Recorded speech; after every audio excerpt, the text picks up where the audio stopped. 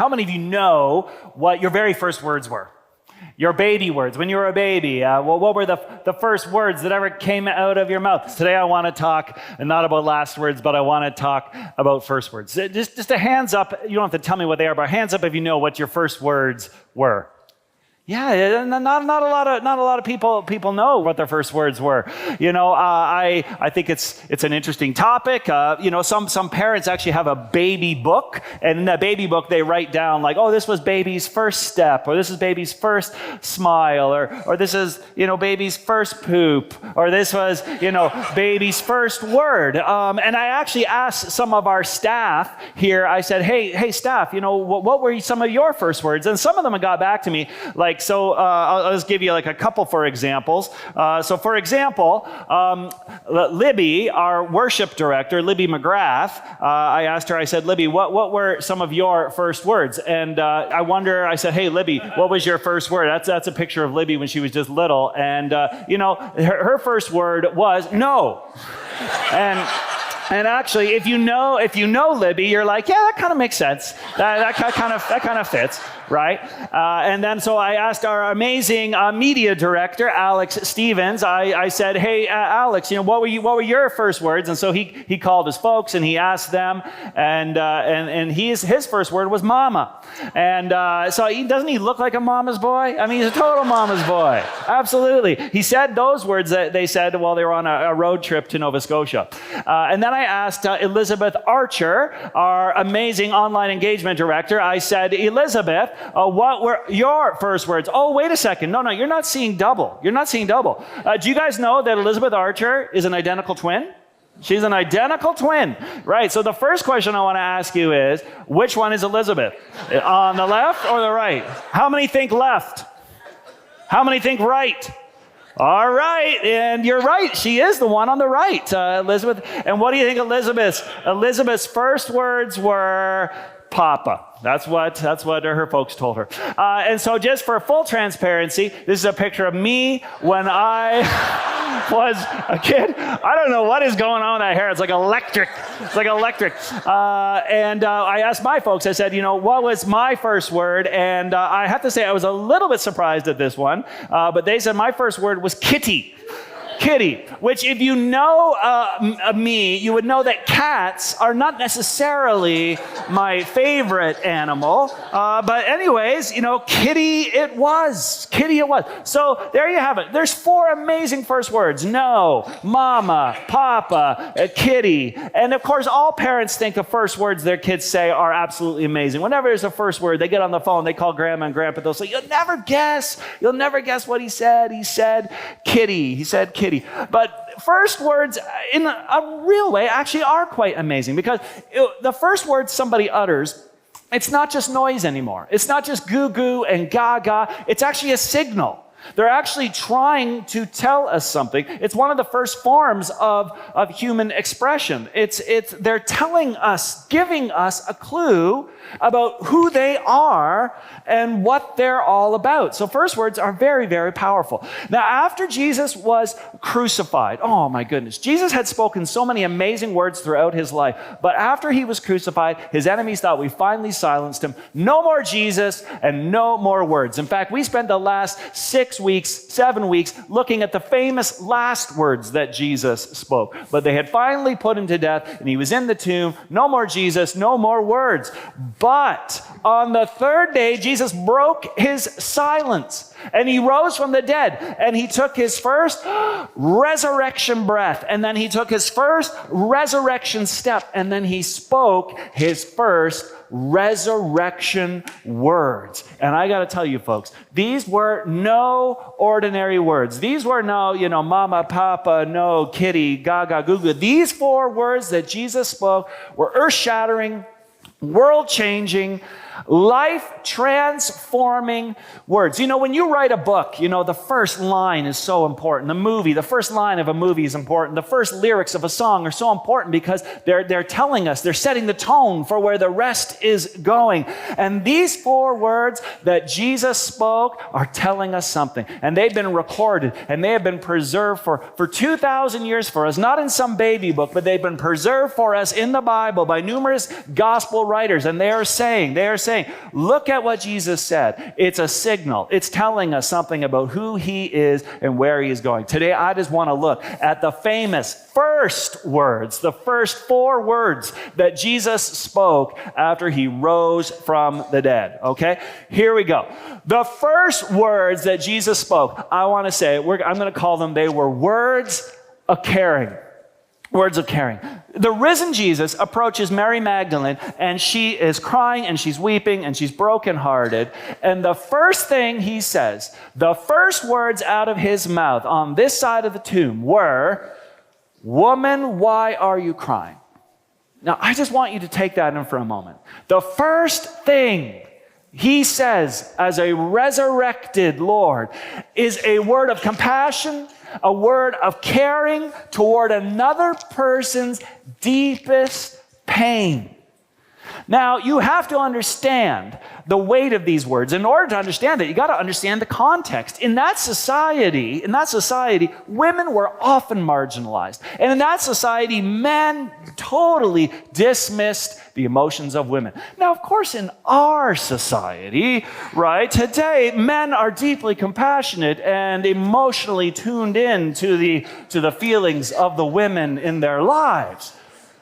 But it wasn't always that way, right? Back then, it was different. Back then, a man would rarely even talk to a strange woman, much less go up to them and then ask them a deeply compassionate question. Hey, what's wrong? What's wrong? What? You're crying. What's going on? Tell me, why are you crying?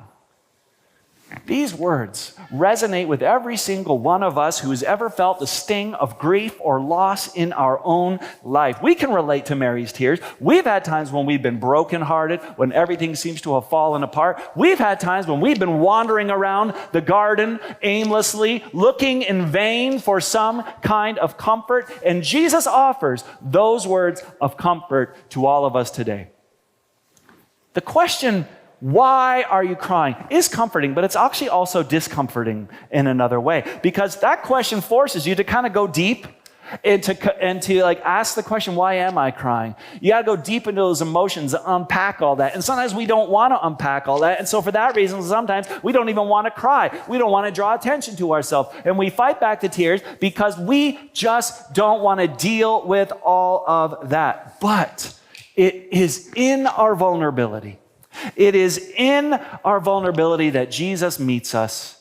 And tears, therefore, are not a sign of weakness. They're actually a gift in a way. In fact, Pope Francis, when he was looking at this very passage, he said this. He says, at times in our life, our tears become the glasses that enable us to see Jesus. Tears have a way of softening your heart. They have a way of opening your eyes to see Jesus is there, offering you a word of comfort and care. Jesus asked Mary, "Why are you crying?" Jesus asks you this morning, why are you crying?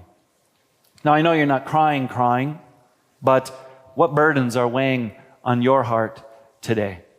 Maybe you've lost someone. Maybe you've had a relationship fall apart. Maybe, things aren't going your way. Maybe your whole life feels like it's falling apart. I don't know, but why are you crying? These famous first words aren't just for Mary Magdalene. They are for you and they are for me, inviting us to acknowledge our pain, inviting us to embrace our vulnerability and find comfort and care in Jesus. What amazing first words. Amazing first words.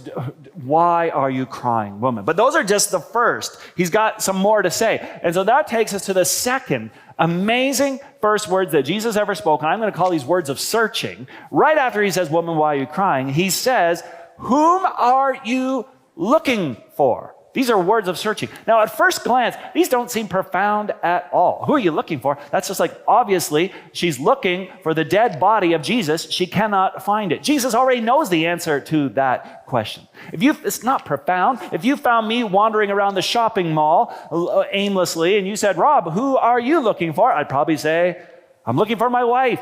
And actually, you could probably, I hate shopping malls so much, you could probably also say, "Rob, why are you crying?" Right? I really don't like shopping malls. But the risen Jesus, if the risen Jesus asks you, "Who are you looking for?" that is different. That's a different question. That is a deeper question. And here's the problem with that question. We often don't know what it is we're looking for.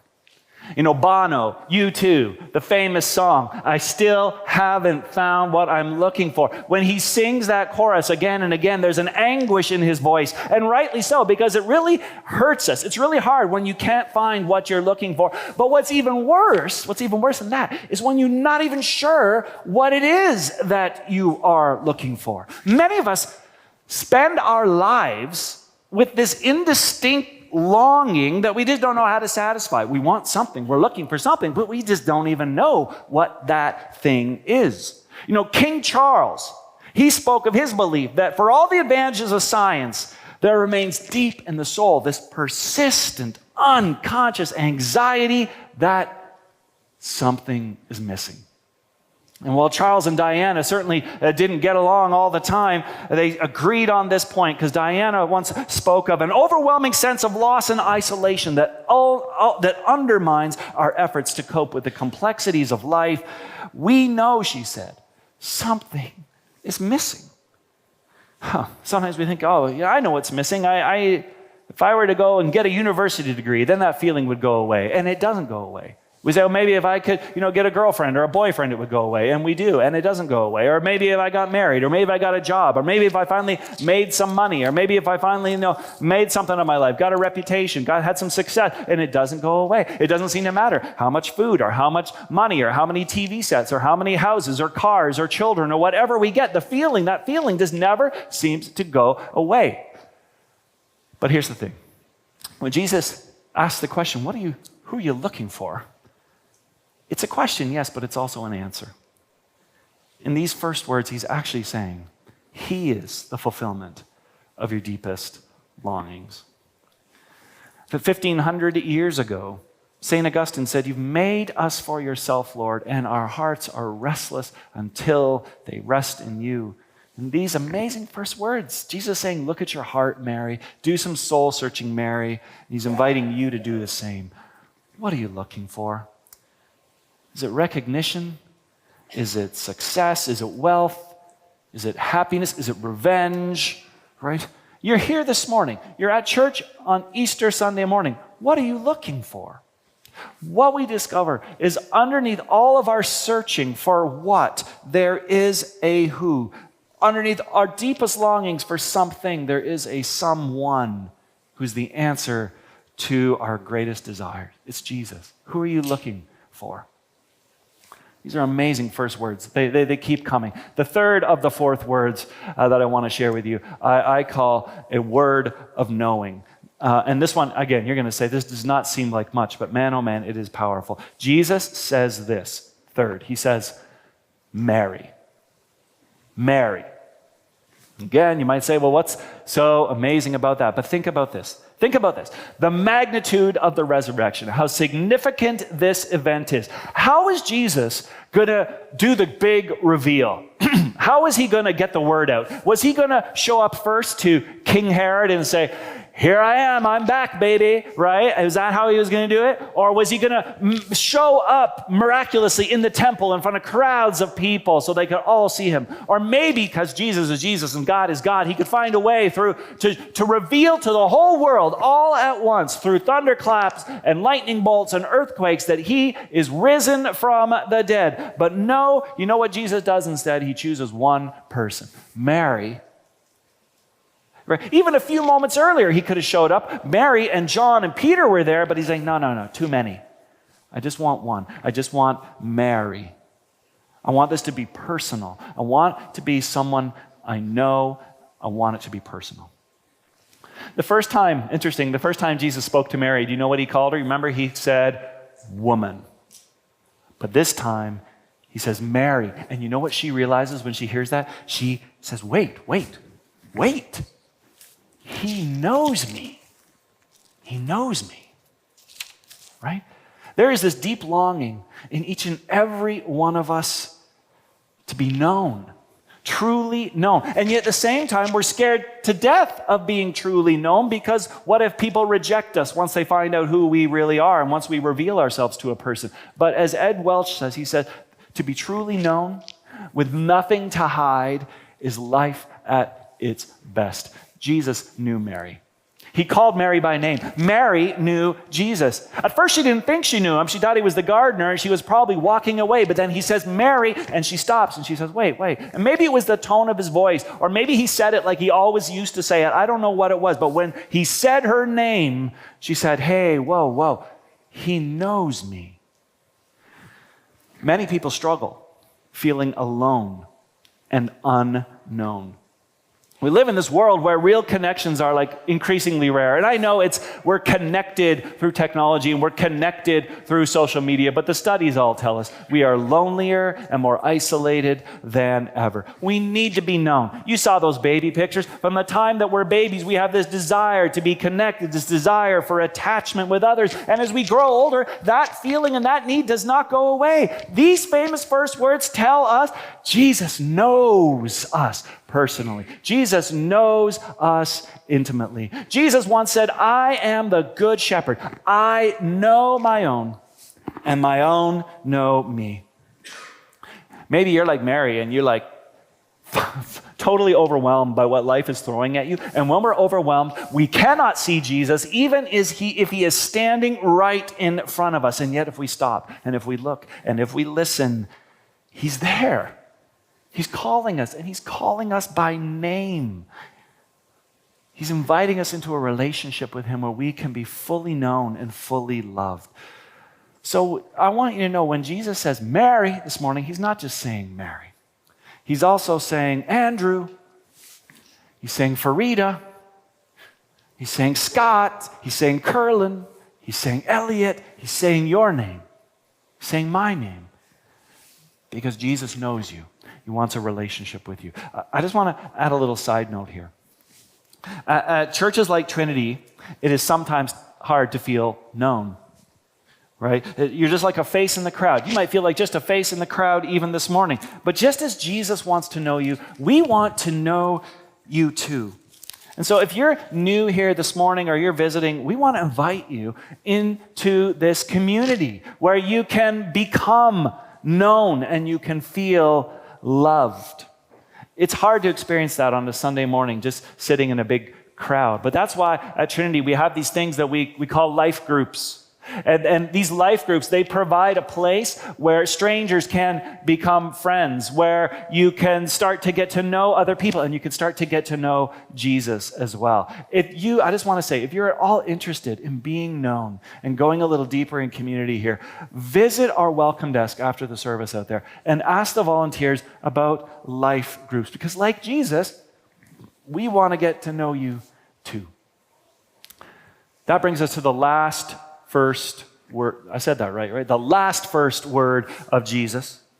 And this may be the most amazing of all the words that Jesus spoke, because if Jesus didn't speak this fourth word, we never would have known the first, the second, and the third word. After his words of caring, and after his words of searching, and after his words of knowing, Jesus speaks a word of sending. He says, go and tell.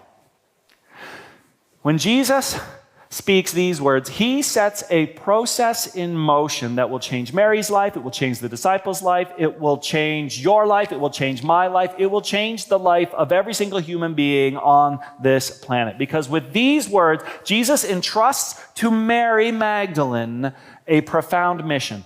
Go and tell others what I have told you, that I am risen from the dead. And with these words, she becomes the very first messenger of the greatest news that humanity has ever heard. You guys might have known in the Bible they use this word apostle. And apostle is just a fancy word, a Greek word for someone who is sent.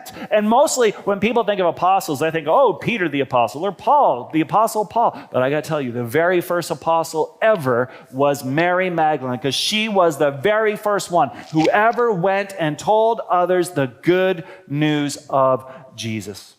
This amazing first word of Jesus, go and tell, it reminds us that the resurrection is not merely a message for you.